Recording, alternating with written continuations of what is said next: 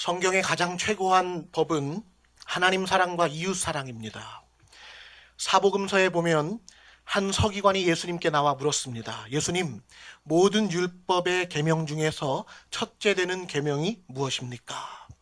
이에 대해 예수님은 마가복음 12장 29절부터 31절까지 이렇게 답변하셨습니다. 예수께서 이르시되 첫째는 이것이니 이스라엘아 들으라. 주 곧 우리 하나님은 유일한 주시라. 내 마음을 다하고 목숨을 다하고 뜻을 다하고 힘을 다하여 주 너의 하나님을 사랑하라 하신 것이요. 둘째는 이것이니 내 이웃을 내 몸과 같이 사랑하라 하신 것이라. 이에서 더 큰 계명이 없느니라. 이처럼 율법의 가장 근본이 되는 첫째 계명은 주 너의 하나님을 사랑하라 라는 말씀이며, 둘째 계명은 내 이웃을 내 몸과 같이 사랑하라는 말씀이었습니다. 그러므로 우리는 하나님의 초점이 어디에 맞추어져 있으며 또 성경의 초점이 어디에 맞추어져 있는지를 분명히 알 수가 있습니다. 사랑하는 성도님 여러분, 하나님의 초점은 하나님 사랑과 이웃 사랑에 있습니다. 그러므로 우리가 하나님이 기뻐하시는 신앙생활을 바르게 영위하고자 한다면 우리의 신앙생활에서 어디에 가장 근본적인 초점을 맞추어야 하겠습니까? 사랑입니다. 사랑에 초점을 맞추어 점점 더 사랑의 고수가 되어가고 또 온 성도들이 사랑의 전문가들로 세워져 온전한 사람을 이룰 때 사랑이 넘치는 온전한 사람들이 모여서 온전한 교회를 이루게 될 것입니다. 그렇다면 우리가 사랑에 초점을 맞출 때 우리는 점점 더 어떤 사람으로 변화되어 갈까요? 우리가 이전에는 사랑하지 못했던 사람을 점점 더 사랑할 수 있는 사람으로 변화될 것입니다. 이전에는 용서하지 못했던 사람, 이전에는 상대도 하기 싫어했던 사람을 넉넉히 용서할 수 있고 얼마든지 품어줄 수 있는 사람으로 변화되어야 사랑의 고수가 되어져 가는 것입니다. 우리 교회가 바로 이렇게 사랑의 고수들이 가득한 교회가 되기를 간절히 소망합니다. 그래서 우리 교회의 이름도 사랑의 교회로 정한 것이 아니겠습니까? 부산 사랑의 교회는 어떤 교회입니까? 부산 지역에서 사랑에 관해서라면 아주 독보적인 교회, 하나님 사랑과 이웃 사랑에 있어서 부산을 대표할 만한 본보기적 교회가 바로 우리 교회가 되어야 될 줄로 믿습니다. 오늘은 하나님 사랑과 이웃 사랑의 이 두 가지 계명 중에서도 특별히 이웃 사랑과 관련된 말씀을 여러분들과 함께 나누고자 합니다. 사실 교회 안에 있는 대부분의 사람들은 모두가 다 사랑이 풍성한 교회를 희망하고 있습니다. 교회를 다니면서 사랑 같은 건 필요 없어 라고 여기는 분들은 아마 한 분도 없을 것입니다. 100%의 모든 사람들이 다 사랑을 받고 사랑을 나누기를 원하고 있습니다. 그런데 우리가 그토록 간절히 사랑을 원함에도 불구하고 실제로 교회 안에는 저는요 사랑을 충분하게 받았어요. 아무개 장로님이요, 아무개 권사님이요, 저를 너무 사랑해 주셨어요 라고 고백하기보다는 사랑받지 못한 사람, 오히려 저요 상처받았어요 라고 하소연하는 사람이 더 많이 생기는 것 같습니다. 왜 안타깝게도 이런 일들이 발생하는 것일까요? 그 이유는 사람들이 모두 다 사랑을 원하고 있지만 사실은 각자가 다 자신이 원하는 방식대로 사랑하려고 하기 때문입니다. 내 스타일대로, 내 취향과 내 기준대로, 내가 바라는 대로, 심지어 내 욕심대로 신앙생활을 하고 사역을 하려고 하기 때문에 교회 공동체 안에 갈등과 상처가 일어난다는 것입니다. 그러나 그렇게 할 것이 아니라 우리가 하나님의 뜻대로, 하나님 말씀대로 사랑해야 할 줄로 믿습니다. 그렇다면 성경은 우리에게 우리가 서로 간에 어떻게 사랑해야 한다고 말씀하고 있을까요? 이제 본문의 말씀을 이웃 사랑의 맥락에서 함께 살펴보도록 하겠습니다. 오늘 본문 골로새서 3장 23절 말씀을 보십시오. 다 같이 한 번 더 읽도록 하겠습니다. 무슨 일을 하든지 마음을 다하여 주께 하듯 하고 사람에게 하듯 하지 말라. 23절을 자세히 보십시오. 23절은 크게 네 가지 의미 단위로 되어 있습니다. 첫 번째, 무슨 일을 하든지. 두 번째, 마음을 다하여. 세 번째, 주께 하듯 하고. 네 번째, 사람에게 하듯 하지 말라. 무슨 일을 하든지 마음을 다하여 죽게 하듯 하고 사람에게 하듯 하지 말라.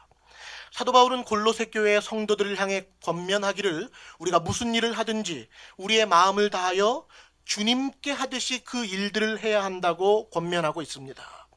또한 사도 바울은 같은 23절에서 우리가 어떤 자세로 하는 것을 경계하고 있습니까? 무슨 일을 하든지 단지 사람에게 하듯이 하지 말라고 말씀하고 있습니다. 23절 말씀을 다시 한번 자세히 보십시오. 바울은 두 가지 대조되는 개념을 동시에 제시하고 있습니다. 첫째는 무엇입니까? 무슨 일을 하든지 마음을 다하여 죽게 하듯 하라는 것입니다. 그리고 둘째는 무슨 일을 하든지 사람에게 하듯 하지 말라는 것입니다. 주님께 하듯이 하고 사람에게 하듯이 하지 말라. 이것이 바로 핵심적인 메시지입니다.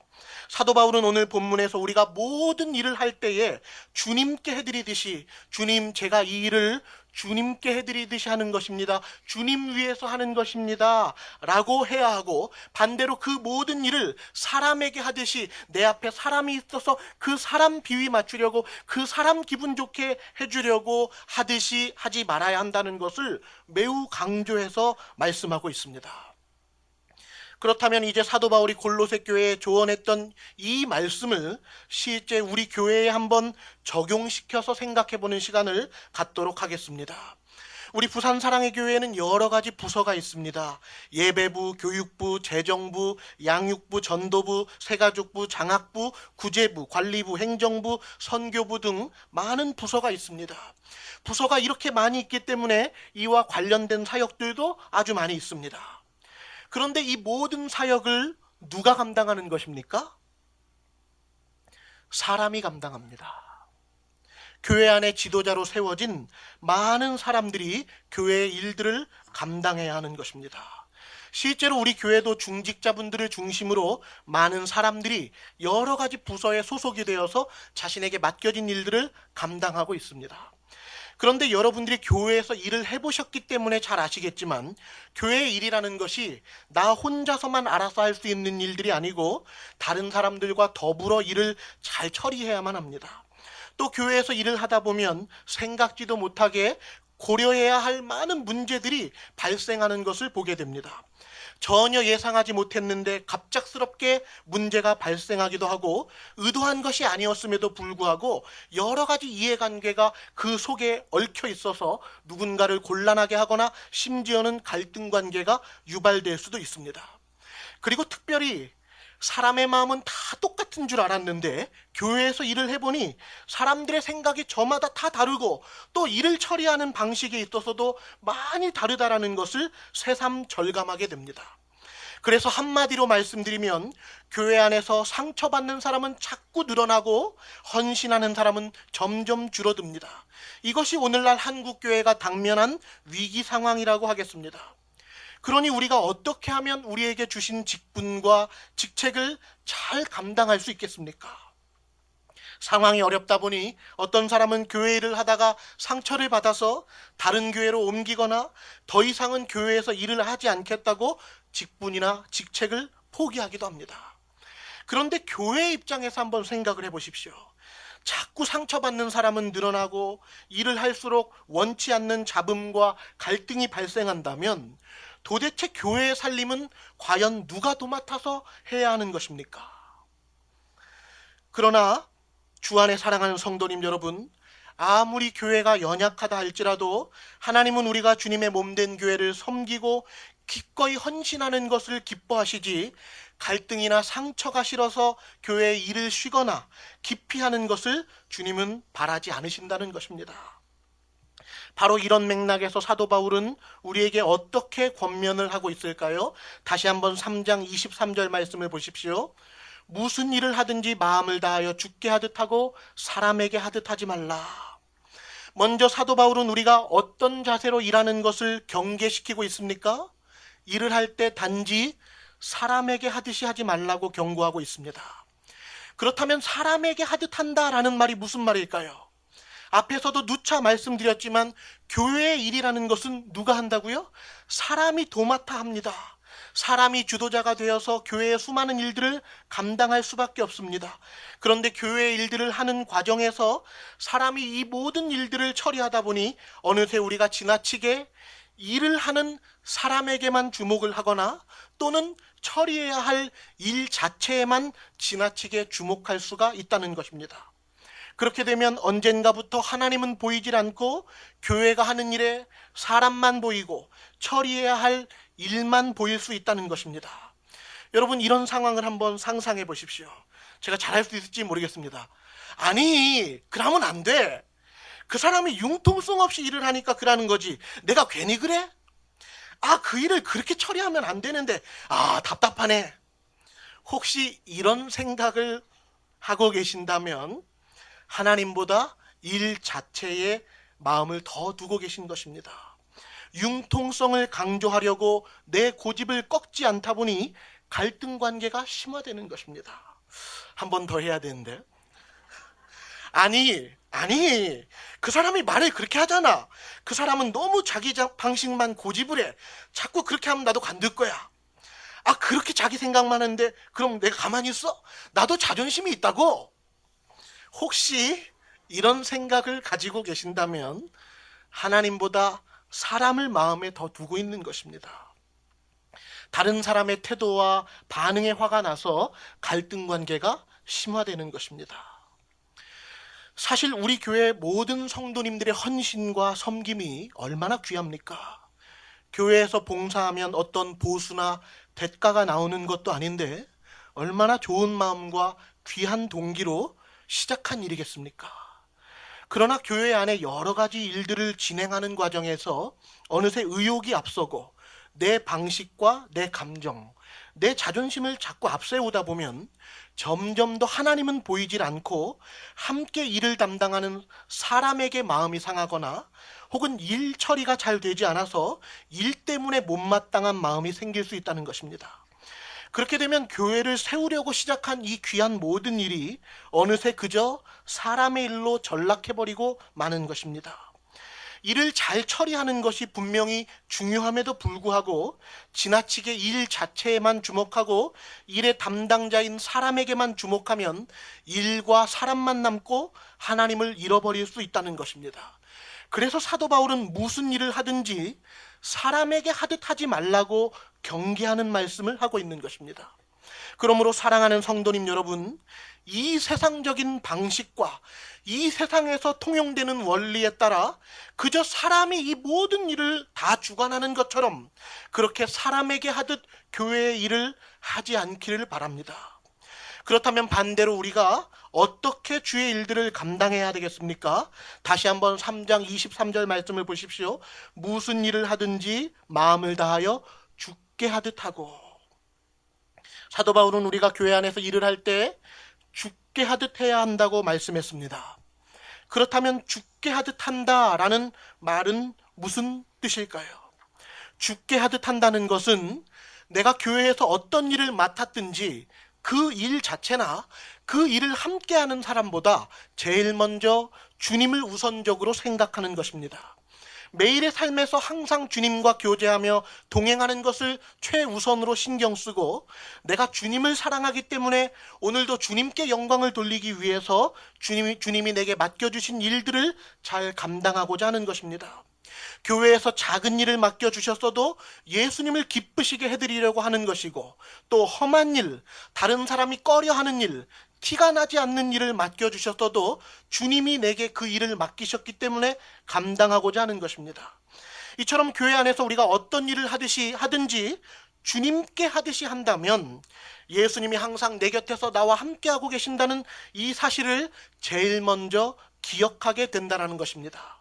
그래서 어느 때든지 내게 주어진 일 자체에 마음이 매몰되거나 함께 일하는 사람에게 마음이 상하고 묶여버리는 것이 아니라 어떤 상황에서든지 주어진 일들을 잘 감당하기 위해 항상 예수님을 먼저 찾고 예수님을 더욱더 의지할 수밖에 없게 된다는 것입니다. 주님, 오늘도 제가 이 일을 하는 이유는 제가 주님을 사랑하기 때문입니다. 제가 이 일을 잘할 수 있도록 도와주시고 주님께서 저의 순종과 헌신을 받아주세요 라고 고백한다는 것입니다. 바로 이렇게 주님을 가장 먼저 생각하고 늘 주님이 이 일 가운데 관여해 주시기를 구하는 것이 죽게 하듯 하는 것입니다. 따라서 죽게 하듯 하는 사람은 위기 상황이 일어날 때도 대처하는 방식이 다를 수밖에 없습니다. 그는 사람에게 하듯 하려고 사람을 제일 먼저 의식하지 않기 때문에 어려운 문제나 갈등이 유발될 상황이 찾아오면 제일 먼저 기도할 수밖에 없습니다. 주님, 제가 이 일을 잘 감당하고 싶은데요, 일이 잘 풀어지질 않습니다. 이 일은 주님이 아니면 진행될 수가 없습니다. 주님이 직접 역사해 주세요. 하나님, 생각지 않게 이 일로 인해서 갈등이 일어날 것 같습니다. 저는 이 일로 인해 갈등 관계가 일어나는 것을 원치 않습니다. 주님이 도와주십시오. 제가 어떻게 하면 될까요? 하나님이 지혜를 주시고 또 상대방의 마음도 녹여주십시오. 주님, 제 생각에는 일이 이 방향으로 진행돼야 될 것 같은데요, 잘 안 되는 것 같습니다. 어떻게 하면 좋죠? 제 욕심대로 일을 끌고 가지 않겠습니다. 주님이 기뻐하시는 대로 인도해 주세요. 제 생각에 그분이 저를 무시해서 제 기분이 심하게 상하는 것 같습니다. 솔직히 상처가 되지만 그래도 제가 그 사람을 미워하지 않기를 원합니다. 주님께 영광 돌리려고 하는 이 일이 사람에게 상처 주고 상처받지 않기를 원합니다. 주님이 이 일을 도와주십시오. 이렇게 기도하고 또 기도하면서 계속해서 주님의 도우심을 구하게 되는 것입니다. 그렇게 주님을 자꾸 의지한다면 어떻게 갈등이 점점 더 깊어질 수가 있겠습니까? 사실 우리의 기도가 진정으로 깊어질 수만 있다면 주님은 기도의 시간에 내가 얼마나 연약하고 부족한 존재인지, 내가 얼마나 사랑이 없는 존재인지 나에게 그것을 깨우쳐 주십니다. 주님은 기도 시간에 다른 사람의 잘못을 들추어내지 않으십니다. 주님은 기도 시간에 일이 얼마나 잘못됐는지를 지적하지 않으십니다.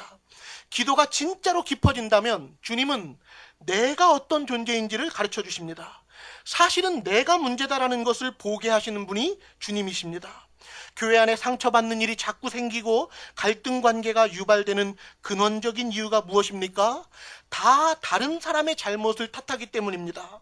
내가 잘못했다, 내 문제다, 나를 용서해달라, 이렇게 자신의 잘못을 뉘우치는 사람은 없고 다른 사람을 인격적으로 헐뜯고 공격하기 때문에 관계가 어려워지는 것입니다.